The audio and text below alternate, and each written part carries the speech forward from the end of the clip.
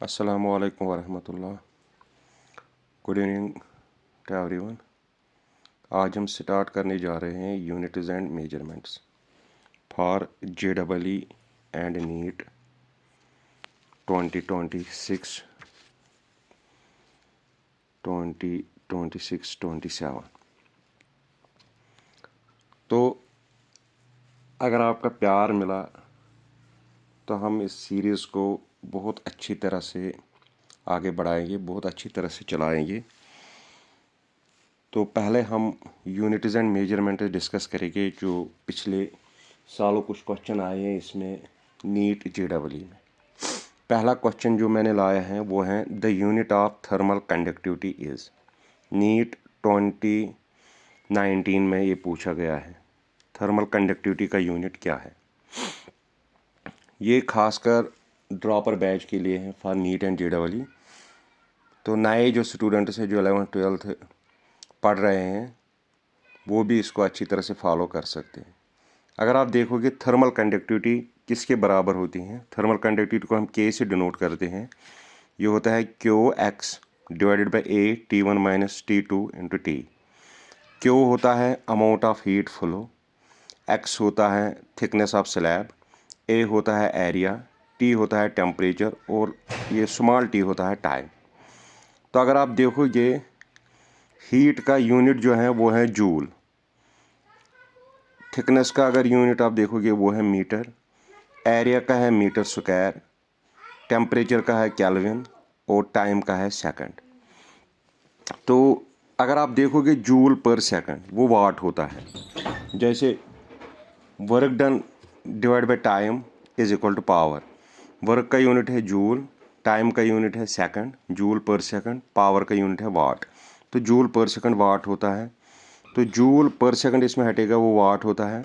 Metre और metre cut हो जाएगा, 1 मीटर बचा और केल्विन बचा। तो अगर हम इसका यूनिट देखेंगे वो है वाट per metre per kelvin, watt per metre per kelvin, that's a unit of thermal conductivity. ये पहला क्वेश्चन था, 2019 नीट में आया था। एक और क्वेश्चन जो पूछा गया था नीट 2012 में यूनिट्स में, the damping force of an oscillator is directly proportional to the velocity. The units of constant of proportionality are damping force F is directly proportional to V or F is equal to KV where K is constant of proportionality। बहुत आसान question है। आप पहले ही देखोगे कि question में क्या पूछा गया है। गिवन डाटा है damping force is directly proportional to the velocity. Directly proportional हटोगे तो वहाँ कांस्टेंट आएगा। तो कांस्टेंट का क्या है F/V। F का है न्यूटन, वेलोसिटी का है मीटर पर सेकंड। अगर न्यूटन को खोल देंगे तो वो होता है kg मीटर पर second square divide by metre पर second. Metre metre cancel, second ऊपर आएगा तो ये प्लस बन जाएगा। तो kg पर सेकंड इसका यूनिट है kg पर सेकंड। बहुत आसान क्वेश्चन है, kg पर सेकंड। उसके बाद क्वेश्चन आया था नीट 2004 में पूछा गया question, the unit of permittivity of free space epsilon not जो है, जो आप कोलम्बस लॉ में पढ़ते हो, इप्सिलॉन नॉट उसका यूनिट क्या है। अगर आपको पता है कि कोलम्बस लॉ क्या है, F is equal to K Q1 Q2 by R square. K का वैल्यू जो है 1/4 pi epsilon naught Q1 Q2 by R square. ये तब हम फार्मूला यूज़ करते हैं when both the charges are placed in air और vacuum. If we place the charges in any other medium तो ये फार्मूला हम यूज़ नहीं करते हैं। This is only applicable, Coulomb's law hold is good only for what medium, for air. When we are using this formula, this is only when two charges are placed in air. This is used only, this law holds, this expression holds good for only when two charges are placed in air or vacuum. 1/4 pi epsilon naught Q1 Q2 by r square. यहाँ पर Q2 मैं भूल गया, इसको Q2 लिखेंगे, Q1 Q2 by r square. तो epsilon को आप यहाँ लाइए, फोर्स को यहाँ लाइए, Q1 Q2 kolam into kolam हो गया कोलम स्क्वायर। 4 पे कांस्टेंट है, फोर्स का हो गया न्यूटन, आर का मीटर, ये हो गया आर मीटर स्क्वायर। तो क्या हो गया coulomb square divided by newton metre square, coulomb square per newton per metre square इसका यूनिट। बहुत आसान क्वेश्चन, बेसिक्स हैं, बस आपको क्लियर करना है। हर एक टॉपिक फिजिक्स में वो किसी भी टॉपिक से पूछ सकते हैं। आपने देखा तीनों क्वेश्चन 3 टॉपिक से पूछे हैं यूनिट्स में। तो हम आगे बढ़ते हैं। अब है बहुत अच्छा क्वेश्चन जो JEE 2025 में पूछा गया, JEE 2025 रिसेंटली, इसी साल ये पूछा गया। The unit of under root of 2i divide by epsilon naught c is, I है intensity of electromagnetic wave, C है स्पीड ऑफ लाइट। अब देखिए आप, ये होता है, अगर इसका अल्टरनेटिव मेथड हम करेंगे, I जो होती है, I होती है intensity of electromagnetic wave 1/2 of epsilon not E not square C, 1/2 of epsilon not E not square C। अगर हम E नॉट स्क्वायर यहाँ से निकालेंगे तो क्या निकलेगा, 2 into I divided by epsilon not by C, 2 into I divided by epsilon not into C। E not का जो स्क्वायर है वो यहाँ आएगा अंडर रूट में, तो 2i divide by epsilon naught C। Wire E not is electric field, E not electric field है। Nutshell में अगर हम इलेक्ट्रिक फील्ड देखेंगे, इलेक्ट्रिक फील्ड होता है force per unit charge, Newton पर कूलम। तो इसका यूनिट आएगा न्यूटन पर कूलम, इसका यूनिट आएगा न्यूटन पर कूलम। ये वो बच्चे कर सकते हैं जिनका कॉन्सेप्ट क्लियर होगा, जिन्होंने पढ़ा होगा कि इंटेंसिटी ऑफ इलेक्ट्रोमैग्नेटिक वेव होती है बराबर 1/2 of epsilon not E not square C। अगर अब बच्चों को ये पता नहीं होगा तो उनको ऐसे करना है लॉन्ग मेथड से। इंटेंसिटी ऑफ इलेक्ट्रोमैग्नेटिक वेव जो है उसका यूनिट है वाट पर मीटर स्क्वायर। वाट होता है जूल पर सेकंड पर मीटर स्क्वायर, जूल होता है newton metre, newton metre, joule जो होता है वो होता है न्यूटन मीटर। जूल के बदले, वाट के बदले जूल पर सेकंड, जूल के बदले न्यूटन मीटर, पर सेकंड पर मीटर स्क्वायर। मीटर और मीटर में एक कट हो जाएगा, यह आएगा न्यूटन पर सेकंड पर मीटर, यह है आई का यूनिट, न्यूटन पर सेकंड पर मीटर। इप्सिलॉन का अभी हमने निकाला coulomb square per newton per metre square. C का तो पता है स्पीड है मीटर पर सेकंड। अब इसको आप अंडर रूट में यूज़ करो, यहाँ अंडर रूट में यूज़ करेंगे, सेकंड और सेकंड कैंसिल हो जाएगा, मीटर यहाँ एक बचेगा, इससे एक कैंसिल हो जाएगा तो एक बचेगा, वो इससे कट हो जाएगा, तो क्या आया, ये न्यूटन ऊपर आएगा तो ये आएगा न्यूटन स्क्वायर पर कूलम स्क्वायर, न्यूटन स्क्वायर पर coulomb square.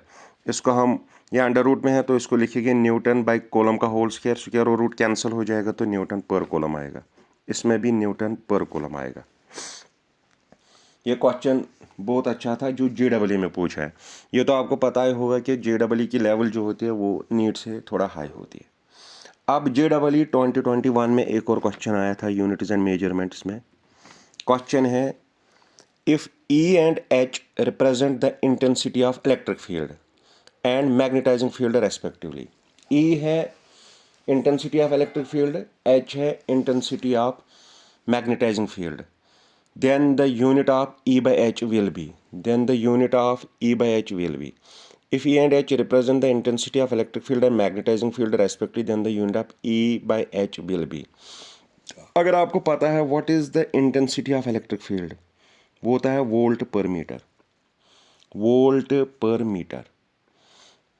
What's the intensity of magnetising field, वो होता है एम्पियर पर मीटर, वोल्ट पर मीटर और एम्पियर पर मीटर।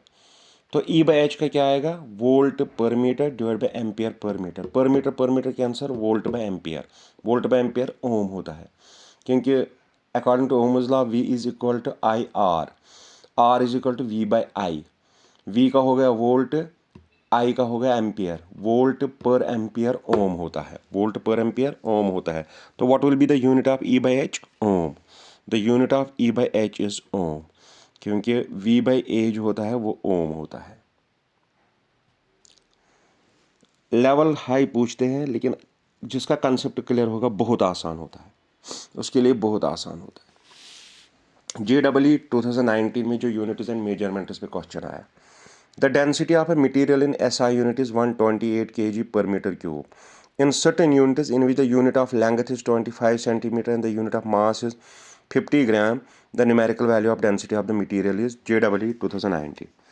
हमें पता है measured of a physical quantity, when we are measuring a physical quantity, any physical quantity, तो उसका जो फिजिकल क्वांटिटी जो है हमें दो चीज़ें ज़रूरत होती है, एक तो हमें न्यूमेरिकल वैल्यू ज़रूरत होता है और यूनिट ज़रूरत होता है, मतलब हमें N और U ज़रूरत होता है। तो हमें पता है N1 U1 is equal to N2 U2, N1 U1 is equal to N2 U2. Unit of physical quantity of the same physical quantity. N1 U1 is equal to N2 U2. N1 दिया है हमें कितना बेटा 128, U1 भी दिया है kg/m³। अब N2 U2 कितना दिया है, मास कितना है 50 ग्राम, लेंथ कितनी है 25 सेंटीमीटर का क्यूब। जब क्यूब लेंगे सेंटीमीटर का क्यूब, ग्राम पर सेंटीमीटर क्यूब वही डेंसिटी होती है। यहाँ दिया है kg/m³, यहाँ दिया है ग्राम सेंटीमीटर क्यूब। अब इस kg को आप कन्वर्ट करो ग्राम में, इस मीटर क्यूब को कन्वर्ट करो सेंटीमीटर क्यूब में, या आप ग्राम को कन्वर्ट करो kg में, सेंटीमीटर क्यूब को कन्वर्ट करो मीटर क्यूब में। आसान यही होगा, kg को ग्राम में करे और मीटर क्यूब को सेंटीमीटर क्यूब में करे। जैसे मैंने किया है, kg को 1000, मीटर क्यूब को 100 × 100 × 100 सेंटीमीटर क्यूब आएगा। तो यहाँ मैं लिखूँगा सेंटीमीटर क्यूब, यहाँ लिखूँगा ग्राम, इसको लिखेंगे ग्राम और इसको लिखेंगे सेंटीमीटर क्यूब। ये कैंसिल हो जाएगा, ग्राम ग्राम सेंटीमीटर क्यूब। फिर क्वेश्चन सॉल्व करेंगे तो N2 का वैल्यू आता है 40। अब इसके लिए बहुत आसान मेथड जो है, एनहेंस्ड कॉन्सेप्ट जो है, वो फिजिकल क्वांटिटी जो होती है वो होता है numerical value into the unit. N1U1 is equal to N2U2। N1 unit हमेशा होता है मास लेंगे time, these are the fundamental units, basic units. M1 L1 T1 ABC या alpha beta gamma. N2 M2 L2 T2। N1 के साथ 1, N2 के साथ 2, ऊपर अल्फा बीटा गामा या ABC। तो N2 किसके बराबर आएगा अगर हम यहाँ से निकालेंगे, N2 आएगा N1, M1/M2 alpha, L1/L2 beta, T1/T2 gamma. इस मेथड से भी कर सकते हैं, कंसेप्ट एनालिसिस से बहुत आसान है। यहाँ हमें मास दिया था बेटा, कितना दिया था मास, टाइम का कंसेप्ट नहीं था, यहाँ मास दिया था हमें 128 kg, नीचे दिया था 50 ग्राम। L1 कितना दिया था मीटर क्यूब, नीचे दिया था 25 सेंटीमीटर क्यूब। तो हम आराम से इसको कर लेते।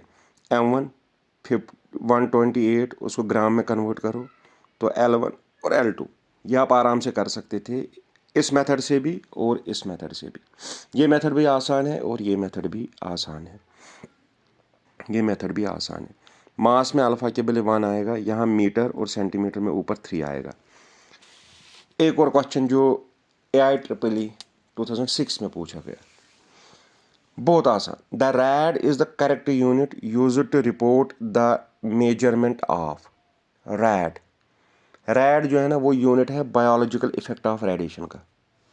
रैड जो है वो किसका यूनिट है बेटा, बायोलॉजिकल इफेक्ट ऑफ रेडिएशन। ये IEEE 2006 में पूछा गया, rad is the unit to measure the report of किसका, बायोलॉजिकल इफेक्ट ऑफ रेडिएशन। ये था यूनिट्स और मेजरमेंट्स के 7 क्वेश्चन जो पिछले सालों से एग्ज़ाम में पूछे गए हैं। आई होप कि आपको ये अच्छे लगे होंगे, आपको ये अच्छे से समझ आए होंगे। तो हम इसके साथ इख्तिताम करते हैं यूनिट्स एंड मेजरमेंट्स को। तो कल हम आपके लिए दूसरी सीरीज़ लाएंगे एरर्स एंड मेजरमेंट्स इंशाल्लाह। तब तक के लिए खुदा हाफिज़।